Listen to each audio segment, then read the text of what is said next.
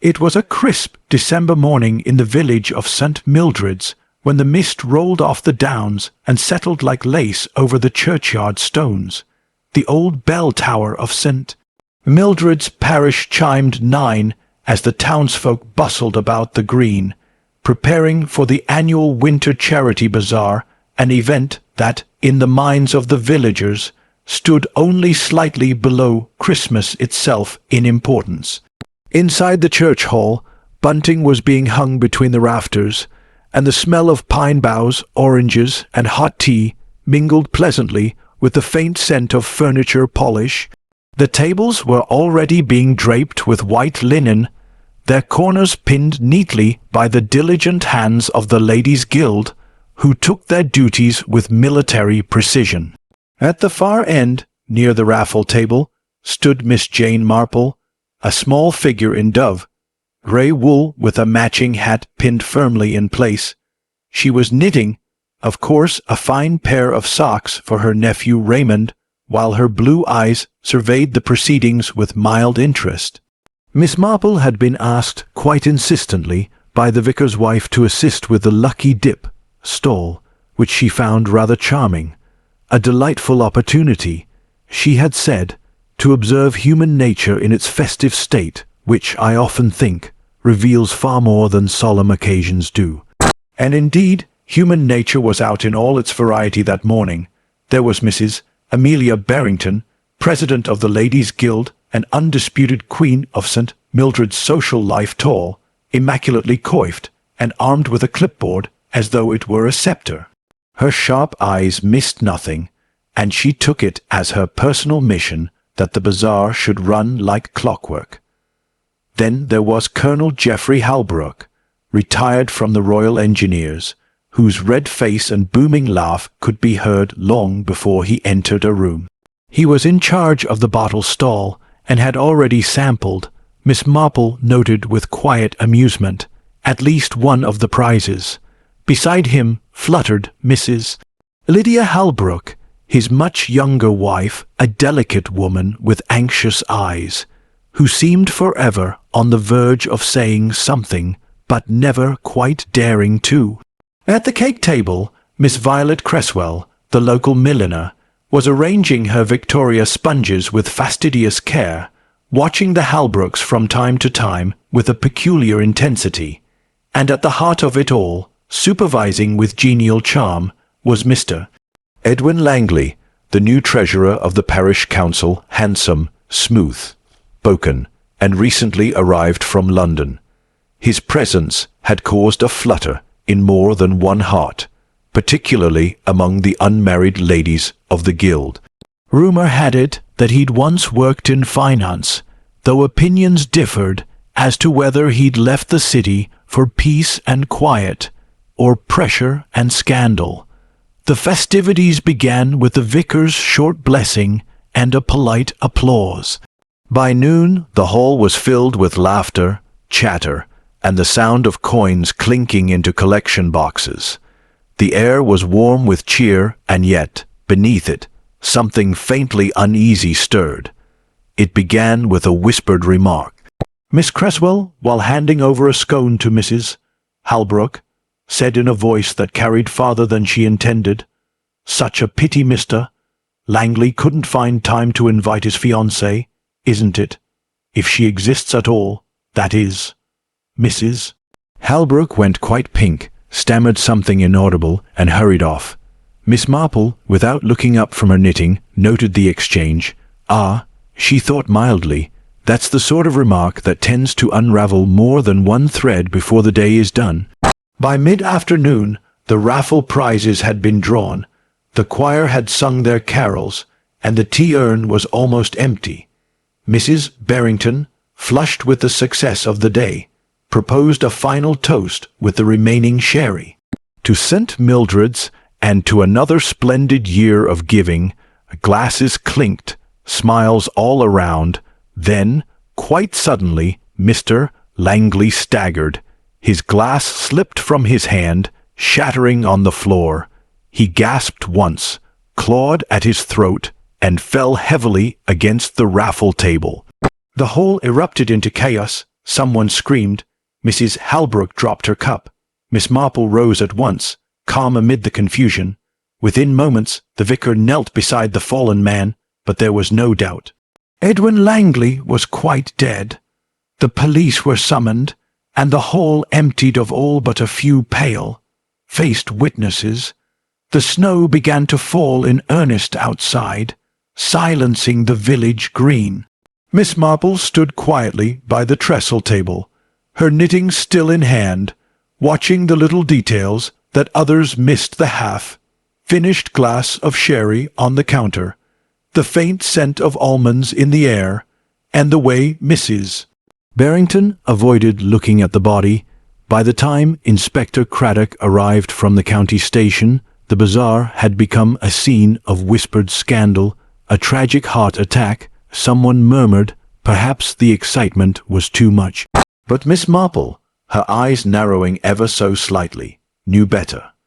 She had seen too many deaths quiet, respectable, and all too conveniently explained. She turned to the inspector as he entered, snowflakes on his hat. "I dare say, Inspector," she said mildly, "that we shall find there's more to poor Mr. Langley's passing than mere excitement. Indeed, I fancy we are looking at a case of murder." The inspector sighed, knowing Miss Marple's tone of voice well. And thus, on a cold winter's evening beneath the church hall's faded bunting, began the scandal that would shake St. Mildred's to its respectable core. Inspector Craddock, a solid man in his 40s with a kind face and a skeptical mind, had long since learned that when Miss Jane Marple appeared at the scene of a sudden death, it was rarely natural causes. By the time he had finished taking initial statements and cordoned off the area, the winter daylight was fading into a blue-grey dusk. The vicar's hall looked oddly forlorn now, the festive garlands drooping, and the spilled sherry scenting the air like a ghost of good cheer. The body of Mr. Edwin Langley had been taken to Dr. Bellamy's surgery for examination, but already a whisper had moved through St. Mildred's. Poison. Miss Marple, seated quietly by the fire in the vestry, had been invited, though perhaps tolerated, was the more accurate word, to remain while Craddock interviewed the principal witnesses. She sipped her tea gently, her eyes resting with apparent abstraction on the fire, though nothing in the room escaped her notice. The interviews begin. Mrs. Barrington was first, naturally. She swept into the vestry as though arriving at a committee meeting rather than a police inquiry. Her tone was brisk, and her answers precise. Mr. Langley seemed perfectly well all morning, she declared. He was in excellent spirits, laughing and talking. The idea that he might have been poisoned is, well, simply unthinkable. He drank the same sherry as everyone else. Inspector Craddock nodded, making notes. "And who poured the sherry, madame?" Mrs. Barrington hesitated. "I believe, yes, I did. The vicar opened the bottle earlier, but I served it. Each glass from the same decanter, I assure you." Miss Marple glanced up mildly. "Oh, but dear Mrs. Barrington, I seem to recall Mr. Langley took his glass rather late, didn't he, after some delay?" Mrs. Barrington looked surprised. "Did he, I suppose? Yes, perhaps he did. He was speaking to Mrs. Halbrook near the cake table, I believe." The inspector caught the slight tremor in her voice. "We'll check that." When Mrs. Barrington swept out again, her chin held high, Miss Marple murmured, "I always think, Inspector, that those who are most insistent upon propriety are often those who fear it most." Craddock gave her a weary smile. "You always do have a way of saying such cheerful things, Miss Marple." Next came Mrs. Lydia Halbrook, pale and trembling, twisting her handkerchief in nervous fingers.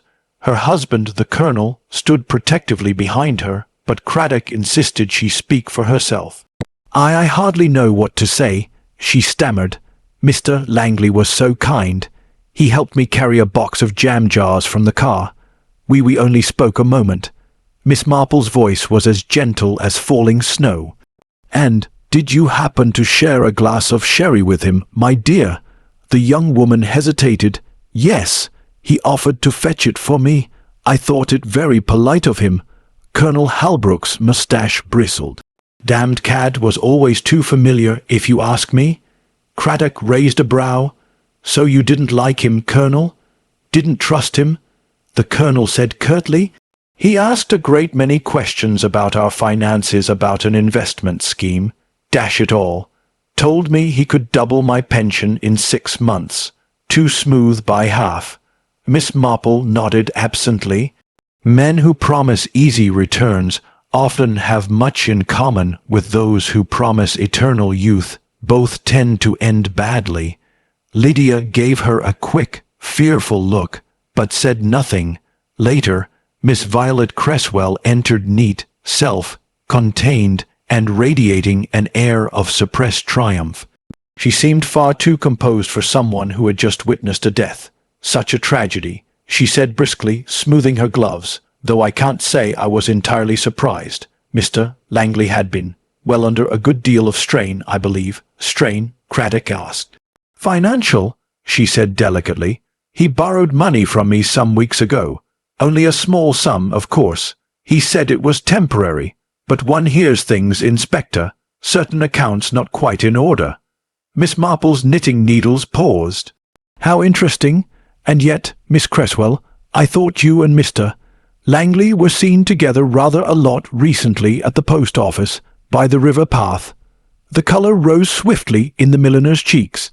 Purely coincidence, Miss Marple, I assure you. Miss Marple smiled faintly. Coincidences, my dear, are rather like mushrooms, harmless enough, but one must be careful which one picks. When the last of the witnesses had departed, Inspector Craddock exhaled heavily. Every one of them had reason to dislike the man. A poison, perhaps cyanide. Bellamy's running tests. The question is, how was it administered? Miss Marple looked into the fire. I should think through the sherry. The scent of almonds, you see. And I noticed something else. Inspector, the decanter on the serving table had been moved, just slightly. A tiny smudge of lipstick near the rim. Craddock frowned. Lipstick, you mean? Yes, said Miss Marple softly. A woman poured that particular glass, but which one? Mrs. Barrington insists she poured them all, but her hands were quite clean. Miss Cresswell wears a darker shade, and Mrs. Halbrook, well, she had no lipstick at all. She folded her knitting neatly and placed it in her bag. You see, Inspector, poisonings are rather like embroidery. The pattern is there, but one must look from the reverse side to see where the thread begins. Craddock leaned forward. And what do you think the pattern shows? That? Said Miss Marple, rising. We shall soon find out. But I dare say, before the night is through, someone in this village will be very eager to remove a certain piece of evidence, and I think it would be wise, Inspector, to watch the church hall carefully, for I suspect the culprit has already realized what they've left behind. Outside, the snow thickened, blanketing St. Mildred's in quiet deceit, and somewhere among the innocent-looking villagers, a murderer waited, trembling, knowing Miss Marple's gentle eyes had already begun to see the truth. The snow fell heavily through the night, transforming St. Mildred's into a picture postcard, white roofs, lamplit windows, and smoke curling gently from chimneys. But beneath that tranquil beauty, the village simmered with unease. By morning, everyone knew, murder at the bazaar. The words travelled faster than the milkman's cart. The postmistress swore she'd seen the police at the vicarage, and Mrs. Penhaligon from the bakery confided in anyone who'd listen that poor Mr. Langley's death was positively wicked. Miss Marple, of course, had not slept much. She had spent the evening by her fire in her neat little cottage, carefully turning the matter over in her mind. Poison in the sherry, an argument whispered behind the cake table, a smudge of lipstick on glass. It all formed a curious pattern, though one or two stitches still seemed deliberately tangled. By noon, Inspector Craddock was back at the church hall with a small team, dusting bottles and glasses, collecting samples, and frowning deeply. Miss Marple arrived soon after, armed with her umbrella and a parcel of scones for the constables. "Ah, Miss Marple," said Craddock wearily, "I was just about to call on you. Bellamy's report confirms it's cyanide, beyond question. The amount was enough to kill instantly. Then we may remove natural causes from consideration," she said, hanging her coat neatly on the chair. "The question, dear Inspector, is why and who? The village whispers rumors had already woven their own tapestry of theories. Colonel Halbrook had quarrelled with Langley over money. Miss Cresswell had lent him funds. Mrs. Halbrook had been seen in tears after speaking with him, and Mrs. Barrington, though outwardly serene, was curiously sharp in her insistence that no one respectable could have done such a thing. Craddock sighed. Half the village seems to have had dealings with Langley. I've been through his papers. Turns out he ran an investment club quite unofficial. I might add promising high returns. A handful of villagers gave him small sums. I suspect he pocketed most of it." Miss Marple pursed her lips. "Ah, yes, such things often end badly. I once knew a case in St. Mary Mead. The treasurer of the cricket club vanished just after the summer fete, leaving only an empty till and a great many red faces. So you think Langley was running a con?" "Oh, undoubtedly," said Miss Marple. "But the question remains who discovered it first." A visit to Mrs. Halbrook later that day. Miss Marple walked across the snow to the Halbrooks' cottage. Colonel Halbrook was out, but Lydia received her visitor with evident relief. "Oh, Miss Marple, I'm so glad you've come. I can't seem to stop trembling. The police keep asking questions about the sherry, about what I said to Mr. Langley, but I swear I didn't harm him, my dear," said Miss Marple gently. "I am quite sure you didn't. But you did speak to him before he died, didn't you?" Lydia hesitated. He told me he was leaving the village. He said there'd been a mistake, that people might think badly of him, and he wanted me to keep quiet about something. Something, I don't know what, but he said Mrs. Barrington had made an investment too. He was frightened of her, I think." Miss Marple's knitting paused mid-loop. "Mrs. Barrington, now that is interesting. She gives the appearance of great control, but one does occasionally see a hint of temper beneath." Lydia nodded quickly. "She warned me, you know. Told me I was naive to believe anything Mr. Langley said." Miss Marple rose slowly. "Thank you, my dear. You've been most helpful." As she left, she glanced at a photograph on the mantel. Lydia and the Colonel, smiling stiffly beside a gleaming motor car. Beneath it, a slip of paper, an unpaid invoice for a private investment in the Langley Fund, marked overdue. A strange discovery that evening. Craddock found Miss Marple already waiting at the vicar's hall. "I thought you might find this interesting," she said, pointing to the raffle table. During the commotion, no one noticed that the decanter stopper was missing. I found it earlier under the serving cloth, a faint trace of lipstick, the same shade worn by Miss Cresswell. Craddock frowned. "You think she laced the sherry?" "Oh, not at all," said Miss Marple, her eyes twinkling. "I think she wanted us to believe she had. Red herrings, Inspector, are a form of art. They returned to Miss Cresswell's shop that afternoon, where the milliner was furiously trimming a hat. Her calm was brittle, her hands trembling slightly. Poison?" she exclaimed when told. "I've no idea what you mean. I never touched that decanter after Mrs. Barrington poured the drinks. You can ask anyone." "Indeed we shall," Craddock said. Miss Marple added softly, "It's curious, though, that Mr. Langley owed you money, and yet you didn't seem angry." "Oh, I was furious," Miss Cresswell snapped, "but I had no wish to see him dead." Miss Marple's eyes lingered on the hat. She was trimming a fine black one, with a faint perfume of bitter almonds clinging to the ribbon. A very pretty piece of work, she murmured, though I should be careful where you store your hat dye, my dear. Some things are poisonous in the wrong hands. Miss Cresswell froze. I don't know what you mean. Of course not, Miss Marple said kindly, turning to leave. Still, it's worth noting that cyanide is sometimes used to polish certain metals or to kill vermin. Quite legal, if one has the right permit. The twist that night, as Miss Marple sipped her cocoa, she laid out her notes neatly on the table.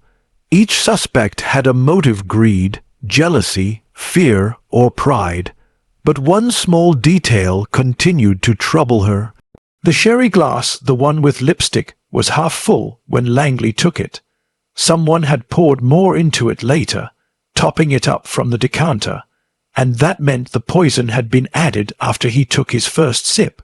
Only someone close, someone trusted, could have managed it unnoticed. As the clock chimed 9, Miss Marple looked up sharply. Outside, in the snowy lane, a shadow slipped across her window, stealthy, deliberate, heading toward the church hall. She rose, reaching for her coat. "Ah," she murmured, "the thread is beginning to show itself, and I rather fancy our murderer is about to tidy up the last loose end." The snow crunched softly beneath Miss Marple's boots as she crossed the village green.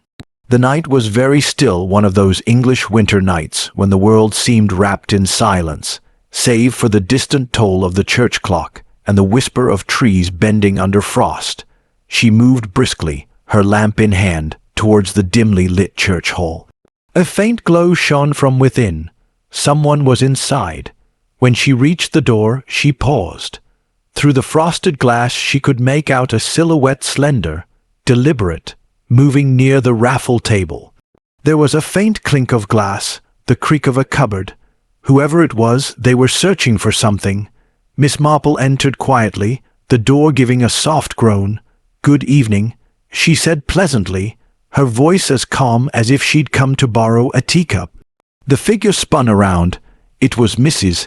Amelia Barrington, her elegant features pale in the lamplight. In her hand she held a small bottle, the remnants of the cyanide solution. "Miss Marple," she exclaimed, her composure cracking for the briefest instant. "You startled me. I came to tidy up. There's no reason for you to be here." Miss Marple advanced slowly, eyes kind but unwavering. "Oh, my dear, I think there is every reason. You see, it occurred to me that whoever poisoned Mr. Langley must have realized something was left behind, something quite incriminating. Perhaps the bottle from which the poison was taken." Mrs. Barrington drew herself up sharply. "That's absurd. I had nothing to do with that dreadful business." "Ah, but you did, didn't you?" said Miss Marple softly. "And I think you came here tonight to remove the last piece of evidence." The door opened behind them, and Inspector Craddock stepped in, his boots heavy on the wooden floor. "Evening, Mrs. Barrington. Miss Marple asked us to keep watch on the hall. Seems her hunch was right." For a moment Mrs. Barrington's face hardened, the polished social mask slipping to reveal the steel beneath. "You've no proof. That man, Langley, was a scoundrel. He cheated everyone in this village. And now you're going to accuse me because I happened to serve a glass of sherry." Miss Marple's tone remained gentle, almost sympathetic. "You see, my dear Mrs. Barrington, that is precisely the point. You did not serve that particular glass. Mr. Langley arrived late, and the glass he took had been standing half full for some time. When he approached, you kindly topped it up for him from the decanter that someone had tampered with." Mrs. Barrington's eyes flickered. "Nonsense. Oh, but I was watching," said Miss Marple, as was Mrs. Halbrook. She didn't notice the significance at the time, of course, but she remembered later. The decanter stopper had been off for a moment, and your hand steady, graceful as always, was the only one to lift it. before you turned to refill Mr. Langley's glass. Craddock stepped closer, and we found that same decanter earlier tonight with traces of cyanide residue and your fingerprints on the stopper. Mrs. Barrington's lips parted, but no words came. Her poise faltered. Miss Marple continued softly, I rather think Mr. Langley had something over you. The little investment scheme, perhaps, it wasn't just gossip. He was blackmailing you, wasn't he? Threatening to reveal that you'd used parish funds for one of his ventures. A sharp intake of breath escaped her. You can't prove that, on the contrary, said Craddock quietly, holding up a small envelope. We found his notebook among his things. He recorded every transaction, including one marked A, B, hush payment pending. Mrs. Barrington swayed slightly, gripping the table. He ruined me, she whispered. He said he'd tell everyone. Do you understand what that means in a village like this? My reputation, everything I've built, gone. Her voice trembled between anger and despair. He laughed at me, Miss Marple, said I was just another silly woman fooled by city charm. I didn't mean to kill him. I only wanted to frighten him. A little drop, I thought, to make him ill. Not, she broke off, covering her face with gloved hands. Miss Marple's voice was as soft as falling snow. People seldom mean to kill, my dear, but once one begins to tamper with poison, the result is rarely gentle. You wanted to preserve your standing, your dignity, and now, alas, you've lost both. Craddock stepped forward and gently took her arm. Mrs. Amelia Barrington, I'm afraid you'll have to come with me. She went quietly, her composure returning in fragments as they led her to the waiting car outside. The snow reflected the faint flash of police lamps, turning the night ghostly and still. Aftermath at the vicarage a short while later, Miss Marple sat once again by the fire at the vicarage, a cup of cocoa warming her hands. Inspector Craddock joined her, looking thoughtful. Blackmail and poison, he said at last. You were right, of course, you always are, but I still can't fathom how you knew she'd come back tonight. Miss Marple smiled faintly. It's the way of guilty consciences, Inspector. They're remarkably untidy things. Mrs. Barrington prided herself on order and control. The knowledge that something incriminating remained here, a bottle, a stopper, perhaps a note, would never have allowed her to sleep.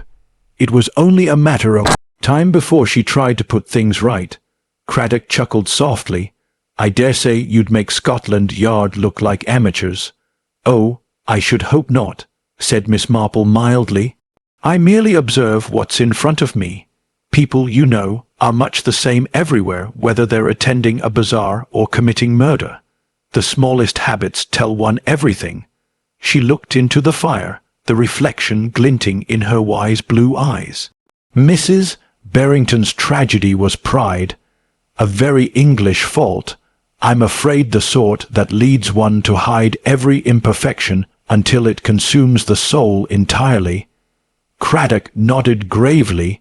And the village, they'll gossip, of course, Miss Marple said serenely, but in time they'll forgive her, as small communities do.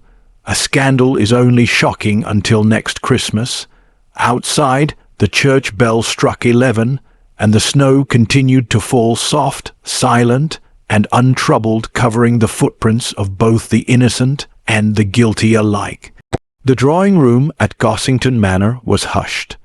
Outside, the snow had returned, blanketing the village in soft white silence, while inside, the remnants of the Charity Bazaar raffle boxes, ribbons, and the faint scent of pine seemed now almost indecent in their cheerfulness.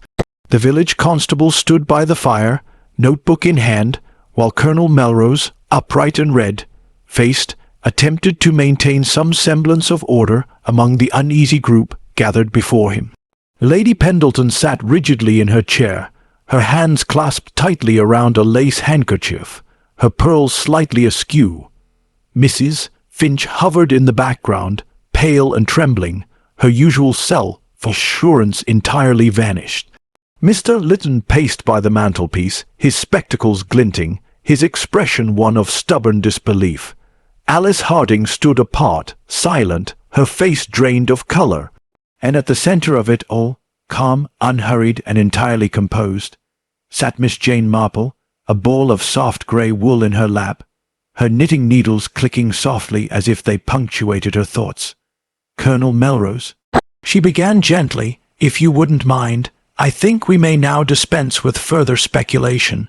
The truth, as it often does, has been quietly present all along, simply hidden beneath the folds of politeness." The Colonel cleared his throat. "Quite so, Miss Marple. You believe you've solved it, then?" "I do," she said, looking up, "and I'm afraid it is a rather dreadful truth indeed." She set her knitting aside and turned her eyes upon Lady Pendleton. "You see, my lady, Mr. Carraway's death was no accident, nor a random act of malice. It was, rather, the culmination of a secret carefully tended, and of jealousy cleverly masked by generosity." Lady Pendleton stiffened. "I beg your pardon, Miss Marple. Are you implying that I—" Miss Marple raised a hand, calm as ever. "No, my dear lady, you are quite innocent in this matter. Your only crime, perhaps, is vanity, a trait most of us share. But your husband's secretary, Miss Harding, I'm afraid, is another matter."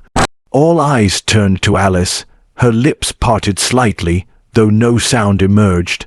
Miss Marple's tone remained almost apologetic. "It was the vial of laudanum that told me first. The label, you see, was not smudged as it might have been from hasty handling. It was quite neatly replaced. That suggests deliberate tampering, and the person most likely to have access to such a thing without suspicion would be the secretary who managed the household accounts and medicine cabinet." Alice's hands trembled. "You can't prove that." "Perhaps not in the way of modern detectives," Miss Marple said, her blue eyes glinting. "But I noticed something else, something very human. At the bazaar, when Mr. Carraway drank his tea, your eyes were not on him, but on Lady Pendleton. You were watching her, waiting for her to see him drink." Alice swallowed hard. The room was utterly still. "You were in love with Lord Pendleton," Miss Marple continued softly. "You hid it well, but one can always tell such things. You despised Lady Pendleton's airs and her little vanities, and when you discovered that Mr. Carraway had been gossiping about your feelings, threatening to expose them, you saw only one way to protect yourself." Alice shook her head violently. "No, that's not true. He was blackmailing me. He said he'd ruin me if I didn't help him forge those donations." Miss Marple nodded kindly. "Yes, my dear, he did, and I dare say he would have, but you could have gone to Lord Pendleton or to the police. Instead, you took a shorter route to silence." Tears welled in Alice's eyes. "He deserved it. He was vile." Miss Marple's expression softened.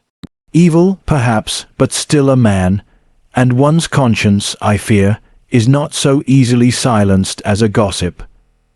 Colonel Melrose stepped forward, clearing his throat gravely. "Miss Harding, I'm afraid you'll have to come with us. Best not to make a scene." As he led the trembling woman away, the rest sat in silence. The fire crackled. Outside, a church bell chimed softly in the distance. Lady Pendleton finally spoke, her voice faint. "Miss Marple, how could you possibly have known all that?" "Oh, it was only observation, really," said Miss Marple modestly.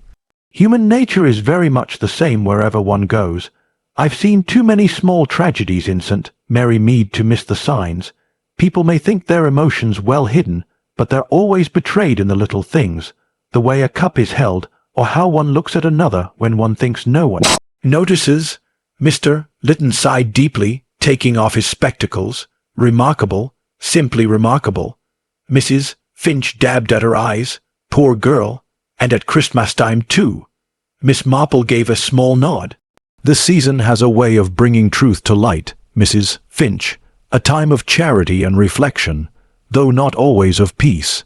Later that evening, As the guests dispersed, Miss Marple stood by the frosted window of her guest room.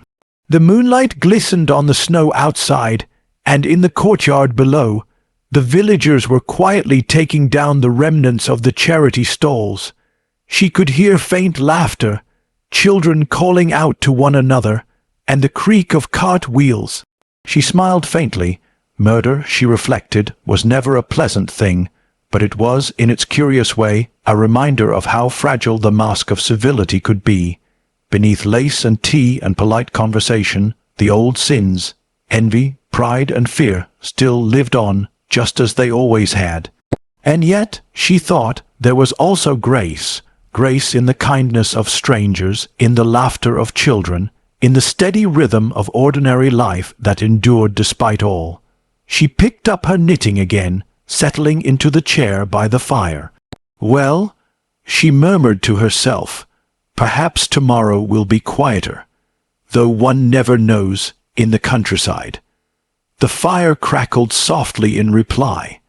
Outside, the snow continued to fall, gentle and endless, covering all traces of what had transpired at the Winter Charity Bazaar.